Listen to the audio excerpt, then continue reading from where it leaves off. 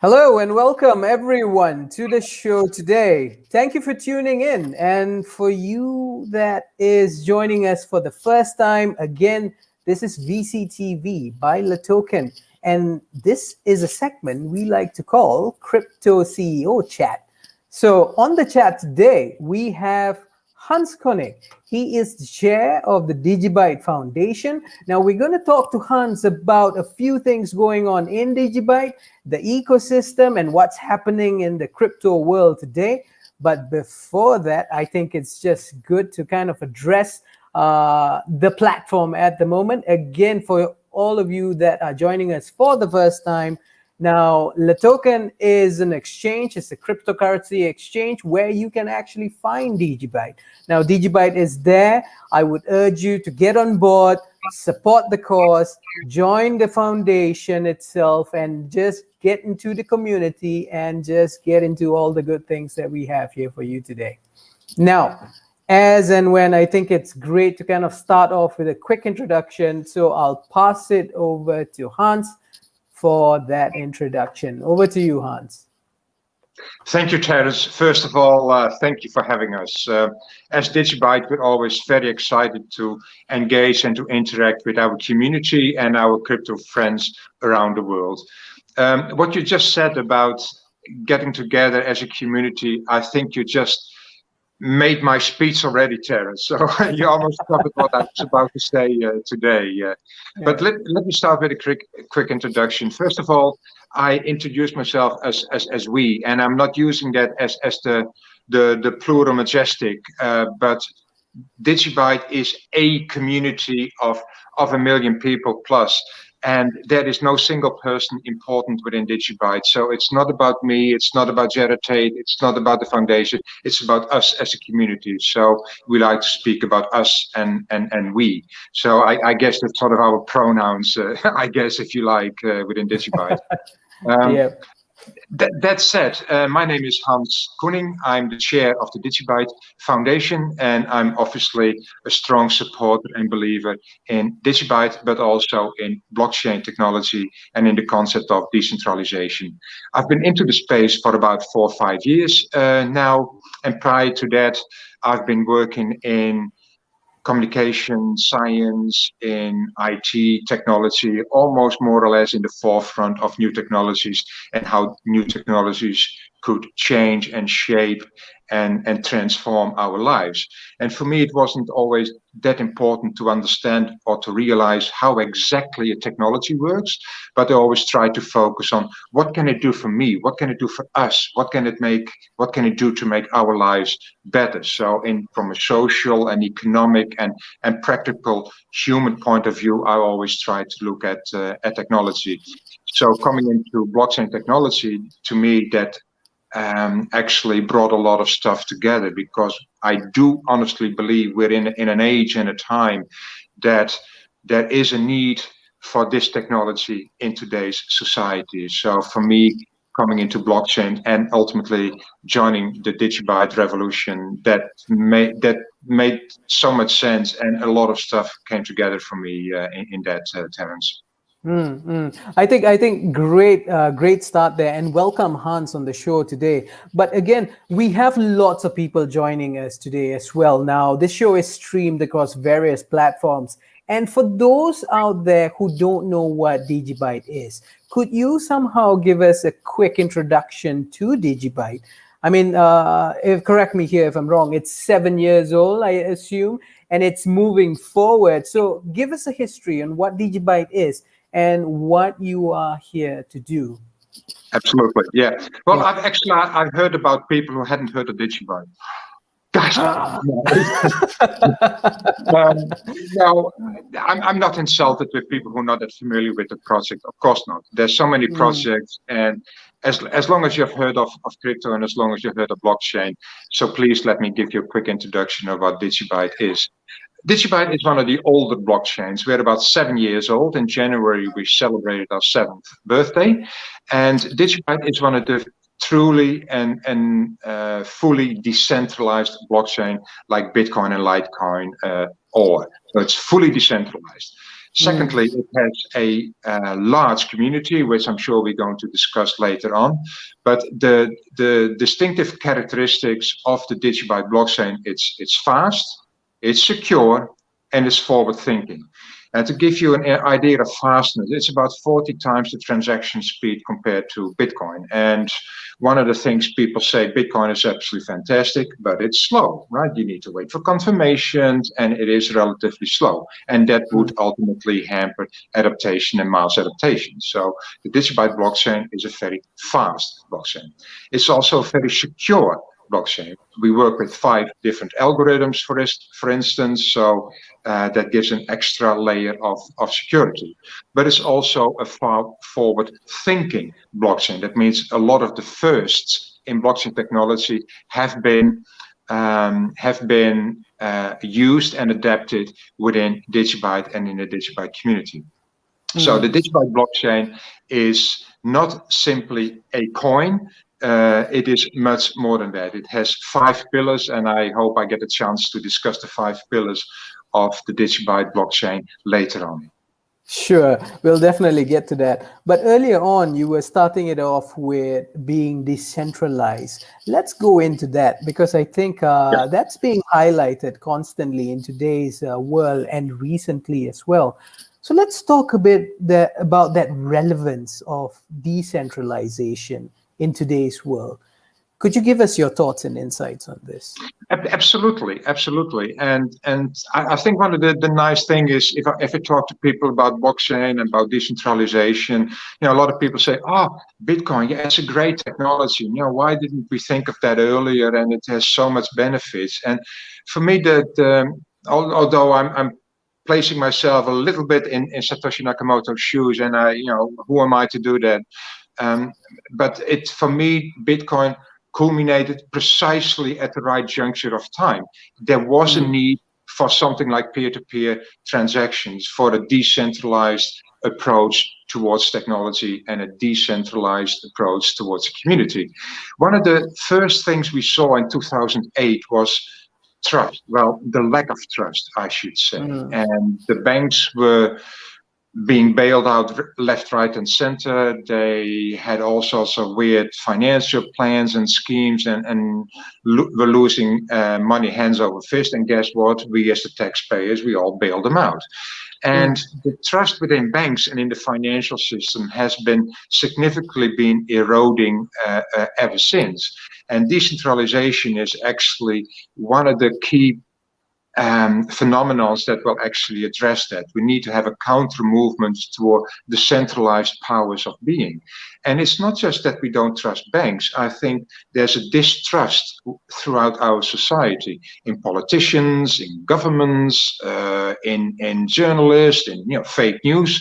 Not that I have any judgments about that distrust. It is just a fact that we live in a society now that has an issue with trust. There are a lot of trust issues, and decentralization actually addresses that and brings transactions, brings interaction, brings communications back to where it originally started, namely on a peer-to-peer level between you and between me.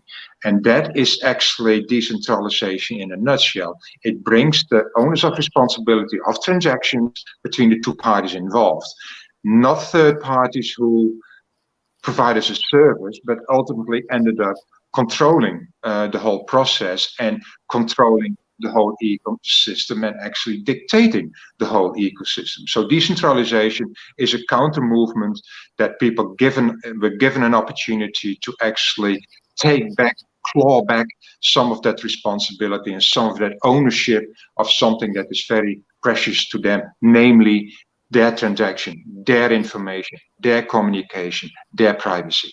So that makes privacy, that makes decentralization such an important issue, and blockchain such a catalyst in actually addressing and facilitating people to become more peer-to-peer oriented. And I heard you talking about this as well. You spoke about the single point of failure concept. I mean, can you just talk about that a bit and how that relates? Yeah, well, decentralization and single point of contact and single point of failure are very much intertwined. And if you go, for instance, if I want to transfer you some money, some fiat money, I have to go to my bank, and the bank has to actually approve my check my balance, have to approve that that you're okay to receive that balance, and then it goes to a third party. The third party of the third party, then it goes to your bank, and ultimately it comes into your account. It goes via 5 different parties before you and I can actually engage in a transaction. So there are a lot of points of failure, and ultimately the point of failure there is a bank, and the bank. If the bank is down, I cannot transfer the money. So the whole system, the house of cards, falls apart. With a single point of failure, that's actually a risk. An easy risk to, if one of the chain is taken out, the whole process stops. If you have, if you look at decentralization, then you do not have a single point of failure. Look at the network and all the nodes. All the nodes and all the network keep the blockchain intact. So for one of the reasons, if one of the nodes in the network isn't running today, there's a power failure here in the Netherlands, and the nodes stop running, the network of blockchain, the network of Dgbyte would not stop, because there are lots of nodes all around the world who can support the network. So there's no single point of failure. But it also goes for something very simple, like an internet service. We host the servers. If we host it on one server, we have an issue that it might actually stop at one point in time. If you look, for instance, at what happened to the Parler app, the new Twitter, if you like, they were simply taken off the Amazon Web Services, and their service for that time ceased to exist. So that was their single point of failure in the whole process. So single point of failure is a concept that is throughout our society, and it is something that decentralization actually spreads the responsibility, shares the load, shares the burden, and therefore keeps a network and keeps transactions and keeps peer-to-peer transactions up. I think that's a good way to kind of look at it, and it's also kind of timely that we talk about that single point of failure, because we've heard recently in mainstream media. Let's talk about GameStop, the whole Robin Hood saga, and how that is addressed with crypto. I mean, how can crypto come in and literally save the future here? Yeah. Well, in a way, it was, the whole GameStop was almost like a David and Goliath kind of experience. If you look at a hedge fund, and I'm not having a judgmental opinion about a hedge fund. Hedge funds do a lot of good. Sometimes they are on the shadier side of the financial system. Hedge funds have a certain position of power within that financial ecosystem. As a relatively smaller player, they can exercise a lot of leverage to bring about a movement in the ecosystem, up or down, positive or negative. That can be an activist hedge fund, but in this case, they were going short in order they wanted to have the stock to go down. And funny enough, some individuals within the Reddit, the Wall Street Wolf community, all of a sudden said, "Well, we're not having that. Let's see if we can squeeze the hedge fund out." And in a way, to me, that was almost like a decentralized power of crowd approach towards a hedge fund. And in this case, it worked. I'm not saying that it will always work, and from here on out that all the hedge funds need to think twice before they actually go short in a certain position. That's not it. But in this case, it was shown that the power of crowd, a community, can actually muster a lot of power together if the whole community rallies together. And that's what happened in the Robinhood GameStop saga. It was actually interesting that a lot of the financial institutions sort of rallied together behind the hedge fund, Lemon Star, I think it was called, and between Robinhood, and they also helped each other to say, well, actually, Reddit people, you cannot do that, which I thought was quite funny. And even on CNBC, I saw a man similar of my age, and he was dubbed the baby boomer crier, who said, they can't do that. They can't just do all this negative stuff towards our hedge fund, which is somewhat funny. But the core idea is that the power of crowd is also a concept that very close lies within the decentralized community and in the blockchain community. So when this whole saga happened and the Reddit community rallied together towards GameStop, I thought, hey, this is actually so close to what we actually do in our community as well. We form an opinion. We don't have that muscle. We don't have that muscle yet towards banks and the financial system. But to me, it was almost like a token of hope that we as a community, we as a decentralized blockchain community, can actually make a muscle towards the financial system ultimately. You're right. And it goes to show that the traditional retail investors, that how we are kind of classified as, can actually make a difference with the power of social media and with the power of communities itself. But kind of leading from that as well, what will the blockchain tech really address moving forward? Can we touch on that a little bit? Yes, well, I think the blockchain technology has proven itself in the past 10, 12 years as being reliable, as being robust, and as being secure. It has not proven itself as being fast and having mass adaptation. And you can have a great secure technology, but as long as you're not fast and you don't have the mass adaptation, there simply will not be an ultimate big use case for blockchain. So either Muhammad comes to the mountain, or Muhammad or the mountain comes to Muhammad. It has to, there has to be a bridge between the blockchain technology and also within the decentralized community and the real business world. So we need to form a bridge towards blockchain technology and real world use cases. And secondly, liquidity. And those two, and I specifically said them 3 times because those two are, in my opinion, strong opinion, the 2 critical factors for success: adaptation and liquidity. And at the moment, we do have some use cases, and there are some excellent use cases, and also Dgbyte has them, but we need to have more. And I guess also that means that the blockchain community needs to reach out, in my view, more towards the corporate world. Look at logistics, and enterprise resource planning, to the aviation industries, in healthcare, in government. There's so many avenues that you can actually see big blocks of data, big blocks of information, exchanging processes. This is where blockchain could so be of service. Well, guess what? Why don't we go there? We need to actually actively promote blockchain. Not simply rely on the concept of we have a great technology of our idealistic views. We need to cross that bridge and we need to reach out to the real world. Right.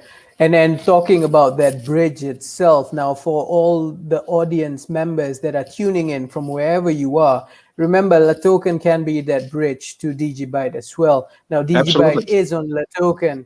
It takes you 2 minutes to get involved in the community, 2 minutes to buy into Dgbyte, 2 minutes to get involved, 2 minutes to join, change that world that you are in today. So join us. Show links are below. If you want to get in touch, you want to know more about Dgbyte, you want to know more about LATOKEN, you want more advice, do speak to us, connect to us, and we can assist you moving forward as well. And just moving on with Dgbyte itself, for those viewing in, for the fans, for the supporters, what makes Dgbyte different from other blockchain projects? So what makes you stand out? Let's talk about that a little. Yeah. Well, first let's talk about our pillars, our use cases, if you like. And Dgbyte at the moment has 5 use cases. The first one is obviously the Dgbyte coin. And I honestly believe that Dgbyte is the ultimate merchant coin. It's very fast and it's easy to use. We're working on a lot of liquidity, and we're getting added to exchanges and also available in a lot of other ways that we can actually use and spend the Dgbyte coin. Secondly, DigiID, digital authentication. Who am I? I can actually, in most websites or in mail servers or in wallets, you need to have an email, a password, two-factor authentication. Well, the Dgbyte blockchain has developed DigiID, which can help you authenticate. So you do not need to store your passwords, and you do not need to store all other relevant and irrelevant personal data to access or to log in. And that is actually also an example of single point of failure. So it's my password of a website is no longer stored. I actually, on my own phone, can hold the login credentials. So I can actually, via the Dgbyte blockchain, log in and get access. Thirdly, it's proof of authentication. Is a document actually the document it says it is? We have a checksum we can use and run on the Dgbyte blockchain that can actually check and verify the authenticity of a specific document. Fourthly, we're working on Digi assets, which is the tokenization. And tokenization is definitely something that's going to take off this year and in a couple of months and years to come. NFTs, for instance, will be a really big thing in the next future. So Digi asset is a very simple, smart contract protocol, but it's extremely fast. So it's very usable. So we have great expectations of that. And fourthly, obviously, the big buzzword of late 2019, DeFi. And Dgbyte is now also being added, for instance, to the REN protocol, which adds liquidity to all sorts of decentralized blockchain projects. And ultimately, there will be a sixth pillar, there will be a seventh pillar, because Dgbyte is a forward-thinking and innovative blockchain that will keep adding new use cases and new utilities for the blockchain. But the second part of the question, if you allow me a few more minutes, Terence, is that the Dgbyte blockchain, what sets us apart is that we are fully decentralized, we discussed that, but also we have a community. And not just a community, we have a community of over 1 million people from all walks of life, from all over the world, from all interest levels, and from all levels of participation. And they are not only members of the community, they are active, they're vocal. And trust me, if I am going to say something really stupid now, within 5 seconds, someone on Twitter of our community has said, Hans, you're an idiot, you shouldn't have said that. No, that's the engagement, level of engagement we have in our community. And it's not just the negative, no, it's also the positive enforcement we have for our community. And I wish I could name a few people, but I don't want to single out people, but there's so many people in the Middle East, in Korea, in New Zealand, in Hong Kong, in America, in Africa, who constantly support the Dgbyte community and actively play a role in the Dgbyte community via AMAs, via reaching out, via information sessions, or contributing as a developer, or doing participation on so many levels. So that makes our community and our blockchain so apart. And as the Dgbyte Foundation, I honestly feel so proud that we are actually giving the authority to be that voice and represent that community like this in this interview with LATOKEN. Great. And also tell us, why does Dgbyte have a foundation? No, no, I understand the question, Terence. No, it's because we felt that since we have such a great community, that we actually need to have a voice for that community. And also, as I said earlier, we do see it an important part of that reaching out, being that bridge towards the real world and to use cases. let's say if you're a company and think, well, actually, I think this Dgbyte is a great technology. I really am interested to see whether I can use it, for instance, in my logistical process. Who do you call? Who do you talk to? Do you actually browse on Twitter and find a random member in the community and hope that that person can connect you? We also need to be out there towards the community as a recognized voice. If you have a question for Dgbyte, come to us. We'll help you. We'll sort it out for you. We direct you to the people or the persons you need to speak to. But also we live in a broader context, and the broader context is that we think decentralization is something that still needs to be promoted, and the concept of decentralization needs to be protected within the Dgbyte community.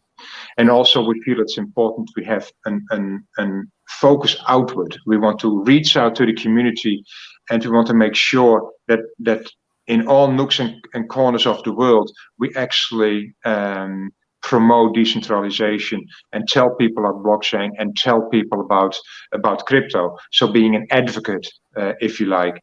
Last year I spoke a few times in the FinTech Week of Nigeria, for instance, and Africa is such a great and booming community and is definitely a big market for the future for crypto and blockchain technology. So we feel it important that we also as Dgbyte and as the foundation reach out and connect to that community. So being an advocate and being a liaison for our future users, we feel the foundation is the perfect vehicle. Right. And I think you're rightly so in pointing that out. The community is important. And for all of you out there viewing this show and perhaps looking at the recording later on, join the community, get involved. And the best way to do that is, again, to really buy into the projects, join, listen, hear, and then participate as well. So for those who are also interested in, let's say, the bigger picture, the bigger trends itself, I know we have a few more minutes left on the show. Let's just end by talking about some of the big trends out there, some of the big trends coming into the whole crypto blockchain ecosystem. Can we just touch and cover a few things before we end the show? Oh, absolutely, absolutely. Yeah. I would say there are a few, but two I want to single out first, and that's privacy and tokenization. Let's start with the last, tokenization and NFTs, the non-fungible tokens. That will be the big thing this year. Last year, everyone was talking about DeFi, and quite rightly so.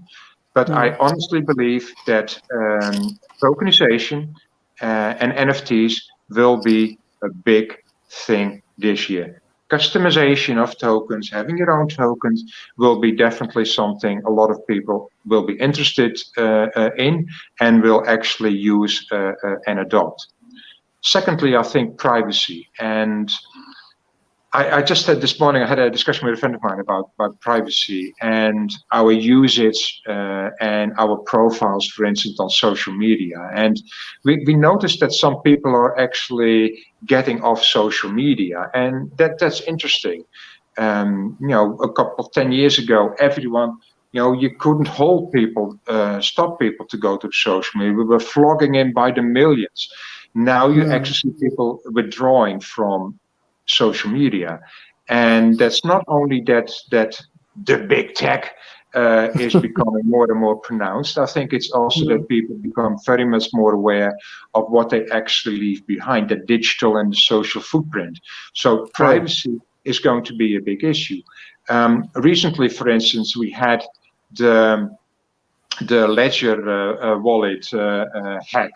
Almost 1 million people got their emails and even their home addresses hacked from the Trezor Ledger app. That's a big issue, and it was typically an example of a single point of failure. And all of a sudden, people get spammed, people get phone calls about their data not being secure. So privacy is also going to be a big issue. And I was just thinking the other day that if you look at what we go through now with the corona pandemic, Now they are talking about, well, how can you actually verify and prove that you have been vaccinated? So you need to have some sort of vaccination passport with you. How are we going to check that? How are we going to manage that? And actually, what kind of information is relevant to make that check? For instance, if I go to a bar in America, you get ID'd. Am I over 18? Well, trust me, look at my hair. I'm honestly over 18. But the fact is that I need to show either my passport or my driver's license. There's a lot of data and information on the driver's license. My name, my date of birth, where I come from, sometimes social security number. Does that person actually need to see all that data? He or she only needs to know that I'm 18 or older. Now, why can't we do that via an app on the blockchain? So I simply generate a QR code, which you can scan with your phone. You make a QR code, and the security can actually scan whether you're 18 or not. So privacy and NFT tokens will be definitely a big trend, I would say, in the blockchain world. The third one I see, and we discussed it earlier about Muhammad and the mountain. I honestly believe that the bridge will start to come, and we're starting building bridges toward the real world. So those are for me the big three trends we see, and that will also be reflected, of course, in valuation. And as the foundation, we prefer not to speak about, this is the best coin to buy, or this is going to make you a lot of money, or this is a safe investment. You need to do your own research. We do not make endorsements or advice in that sense. But if you can see that use cases will grow, adaptation will grow, NFTs will grow, use cases will grow, ultimately the valuation of tokens will grow. So the rally we are talking about, and we feel that that's in the air and has already been there to an extent, could very well be a massive run this year. Right. I think thanks for that, Hans. I think that's very insightful. And for those out there who wants to get involved, it's the best time to get in. Ask us anything in the future as well, or just quickly join the community, get involved, and spread the word out there. And Hans, before we leave, is there any final things that you want to plug? If you want to say out there to the communities watching you at the moment? Absolutely. Two things. First of all, to all of you who are watching this real time or later, Dgbyte is a fantastic project, but there's so many great projects around. And much as I love to talk about Dgbyte and love to talk about blockchain, you need to be aware of the underlying concept and principles, which is blockchain technology and decentralization. It really, really is important that you focus not only on a specific project, whether it's Dgbyte or Bitcoin or whatever coin Elon Musk promotes. That's not really that relevant. Really look at it at the broader picture. It's very tempting to look at an isolated coin. That's how we all started initially. I did. But ultimately, you pan out, you zoom out your view over the real ecosystem. So please do that. Secondly, I would really like to thank you, audience, and you, LATOKEN, for giving us this opportunity to speak about decentralization, about Dgbyte, about blockchain, and about community. We've been really honored and privileged to be listed on LATOKEN for many years, and we look forward in a long and growing relationship with LATOKEN. And from the bottom of our hearts at Dgbyte, thank you for having us. Great. And that's a good way to sum things up as well. Thank you, Hans, today for your time, thoughts, and insights on blockchain, on Dgbyte, and on crypto in the whole. So again, for all those viewers out there, the show notes are below. If you want to get involved, you know where to go. And from us, from here at LATOKEN, and from Hans, bye-bye. Bye-bye. Bye-bye. Thank you. Bye-bye. Bye.